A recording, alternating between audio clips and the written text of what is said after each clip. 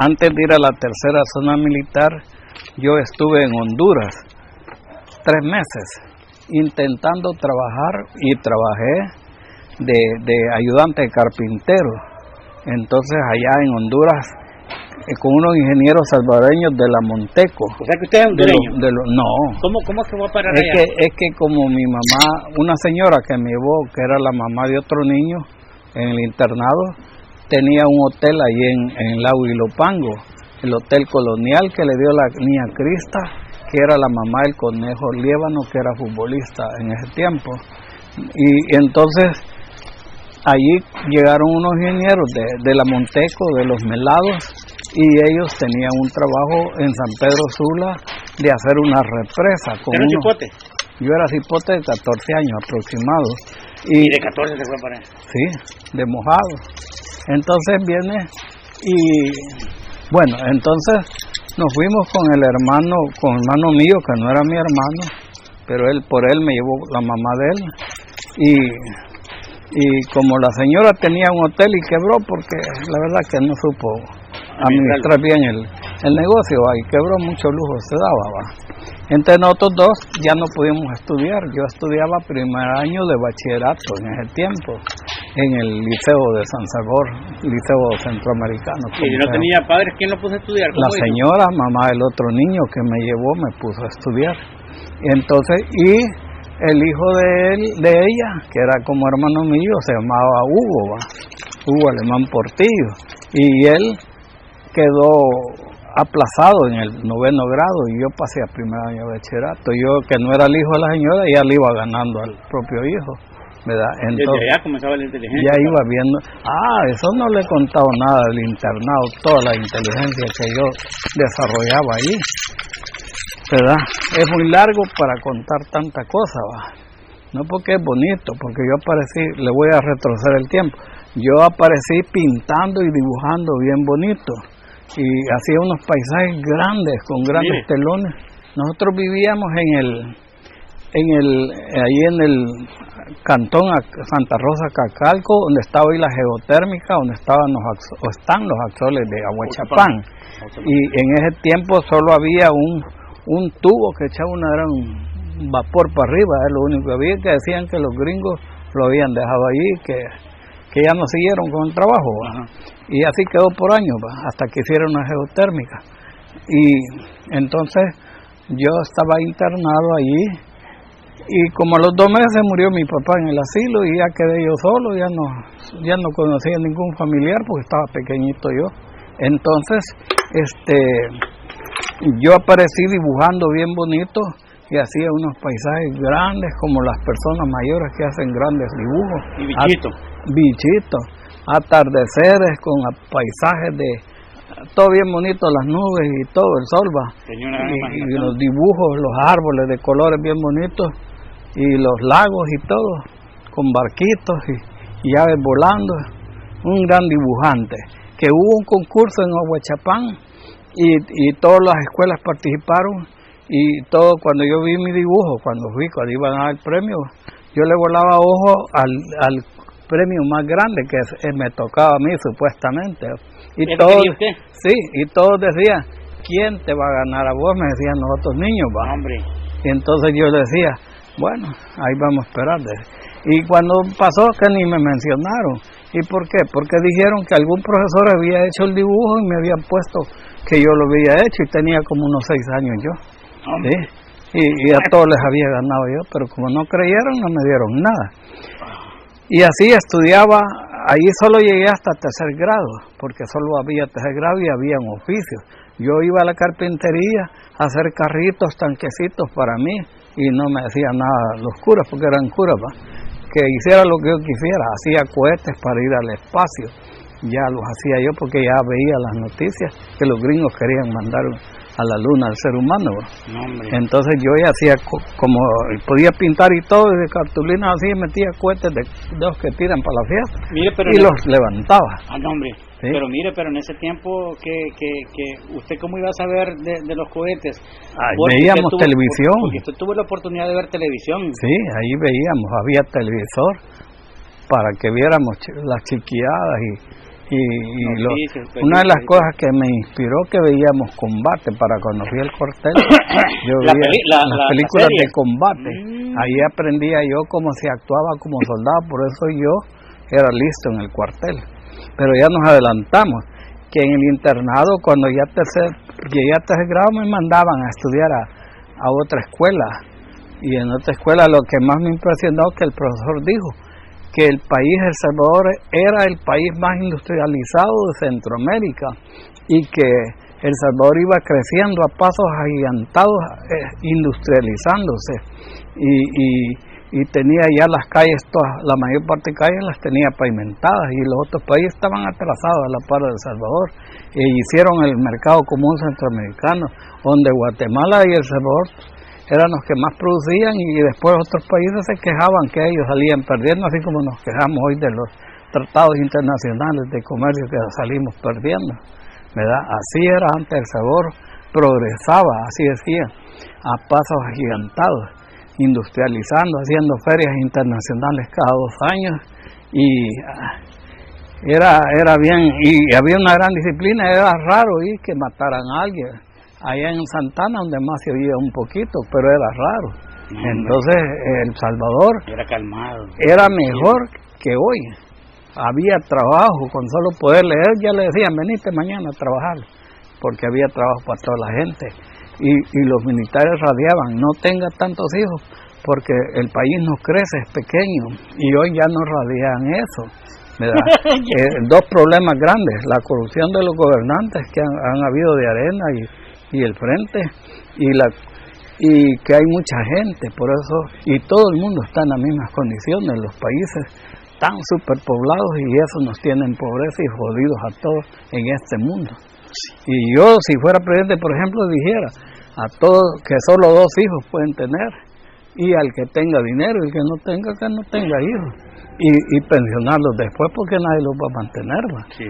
Pero eso sí, yo fuera presidente. Y bueno, quisiera mencionar y a la vez no quiero, pues, yo le mandé una carta al señor Bukele de lo que tenía que hacer, ir a mendigar ayuda a otros países ricos, le puse ahí para hacer progresar, porque el país era pobre, y lo hizo, de que estaba internado, que andaba estudiando en otra escuela, y después, cuando ya pusieron más grados ahí en el internado, sigue en el internado estudiando, y seguimos. Bueno, que yo estaba estudiando afuera en otra escuela y regresaba al internado como que si era mi casa, y el padre me daba hasta dinero para que llevara yo a la escuela y comprar alguna golosina, y siempre era bien portado.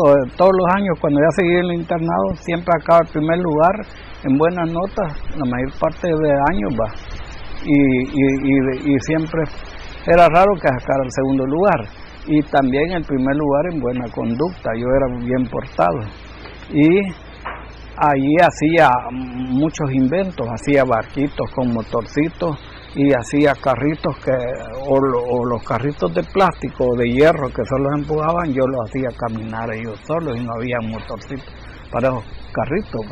¿Qué hacía yo para que caminaran? Y todos los niños se quedaban asustados. ¿Cómo lo haces caminar? Yo les metía unos escarabajos abajo y no se miraban las patillas de los animalitos caminando, y solo se asustaban. Entonces viene y hasta el padre, de saber cómo supieron del gobierno, llegó una inspectora a ver qué hacían conmigo, porque decían que era muy inteligente, yo súper dotado por pintar, dibujar bonito y hacer inventos, y entonces la profesora, la que llegó supervisora, no me pudo decir qué podían hacer conmigo porque estaba muy pequeño. Yo tenía como 7 años lo más. Está muy chiquito. Sí, ahí tenía que estar, pues, ¿verdad? Y ya después se olvidan del proyecto. Ya después que ya salí de allí, me fui con la señora que en eso quebró ella con su negocio. Fue que me fui para Honduras, estuve 3 meses allá con el otro muchacho, hijo de ella. Y cuando empezó la bulla de la guerra, que empezaron la mancha brava ya a matar salvadoreños, nos tuvimos que venir todos, y vi toda la gente que venía huyendo de Honduras con todos sus malitates en camiones. Entonces, de ahí yo hablé por la KL y otro montón, hablamos con mi hermano que El Salvador tenía que pelear contra Honduras porque estaban matando a los salvadoreños allá, los que estaban allá, ¿verdad? Y ahí fue la guerra, de los 5 días de guerra. 5 días de guerra. Sí, pero la guerra fue el 14 de julio y yo me metí el 1 de agosto al cuartel de San Miguel, primero a San Carlos, después por tren a San Miguel, me llevaron y allá estuve en San Miguel los año y medio, porque de aquí del cuartel de San Carlos yo me presenté que quería ir de alta, entonces, porque no tenía trabajo y la señora estaba quebrada, entonces nos recibieron en el cuartel y nos fuimos. ¿Al hermano también? Sí, también. Entonces nos fuimos y allá en San Miguel estuvimos. Allá estuvimos en el 11º batallón 2 meses como fusilero, pero yo usaba fusil ametrallador y ya a los 2 meses me mandaron para la compañía de armas pesadas de San Miguel, de ahí mismo. Entonces, porque ahí necesitaban los más estudiados. Yo tenía primer año de bachillerato académico, ¿verdad? Y entonces me recibieron en la compañía y ascendí a cabo, pero teníamos un gran entrenamiento, fregado todo el día, mañana y tarde, porque si la guerra seguía teníamos que ir a pelear. Entonces, pero las tropas estaban en la frontera y peleaban, habían ataques, tanto que mandaron a una sección de ametralladoras a reforzar a los que estaban en la frontera. O sea que prácticamente soy veterano y no soy veterano, porque no fui a pelear directamente. Después de 6 meses de estar en el cuartel, yo ascendí a cabo. La guerra fue el 14 de julio, 5 días nomás, pero las tropas estaban en la frontera, ¿verdad? Y peleaban. Pero ¿por qué estaban en la frontera? El Salvador avanzó, pero como El Salvador pidió a la OEA que vinieran a mediar con Honduras para defender a los salvadoreños que estaban matando en Honduras, a los hondureños, la gente civil matando a los civiles salvadoreños. Y entonces El Salvador pidió a la OEA para que viniera y suspendiera a Honduras eso, pero no vinieron. Entonces vino El Salvador, metió su ejército y avanzó sobre Honduras. Y entonces allí sí llamaron a la OEA, a los mismos hondureños, y vinieron a la OEA a defender a Honduras, no a El Salvador. Hicieron que El Salvador se retrocediera a sus tropas, y siempre habían ataques en la frontera. Pero ya El Salvador, ya los 5 días ya habían pasado, pero siempre peleaban. ¿Y en todo ese tiempo, esos 5 días, usted qué? Yo estaba en preparación para ir a pelear. Estaba de alta, pues, pero no fui a pelear directamente. Pero todos decían, vos sos el más inteligente de todo el batallón, y era el más pequeño de todos porque tenía 14 años, éramos de la cola, y era yo el más inteligente, decían, de todo el batallón de San Miguel, tanto que cuando iba a otra compañía de los mismos soldados de ahí de San Miguel, los subsargentos se me cuadraban a mí, que yo era cabo, y yo les decía, ¿por qué se me cuadran a mí si soy yo de inferior grado? Yo sé que tengo que... No, es que ustedes, la compañía esas, los admiramos, que cómo aguantan hacer tanto ejercicio con el las partes de los morteros aquí, los cañones 75, las ametralladoras y el fusil G3 terciado atrás y casco de acero y munición. Y así corríamos 2 horas sin parar y echábamos baba y hacíamos un montón de ejercicio, en zapito y todo. Sí, era bien. Yo solo con dolor pasaba en las roscanillas y estaba bien bicho de 14 años, pero aguanté. Bien cipote, ¿va? Sí, entonces... ¿Usted estaba en entrenamiento cuando... Un gran entrenamiento. Cuando estaba en la guerra. Ajá, y otros estaban peleando, ¿va? Pues. Pero una vez de esas se mandaron a una sección de la compañía de ametralladoras a reforzar, porque se estaba poniendo recio el ataque, ¿va? A pesar que los 5 días ya habían pasado, pero siempre peleaban después. Tanto es que cuando ya salí yo del cuartel y era cabo, pero ya me decían, seguí ascendiendo, porque vos sos el más inteligente del batallón y es necesario que ascendas a coronel y seas el presidente del país, me decían. Todos me decían eso, los que me rodeaban más, los soldados. Y cuando salíamos a San Miguel, las cipotas, las mujeres, me cuenteaban, miren el soldadito bien pequeño, y en los desfiles, miren el soldadito más grande, el fusil G3 que él, decía.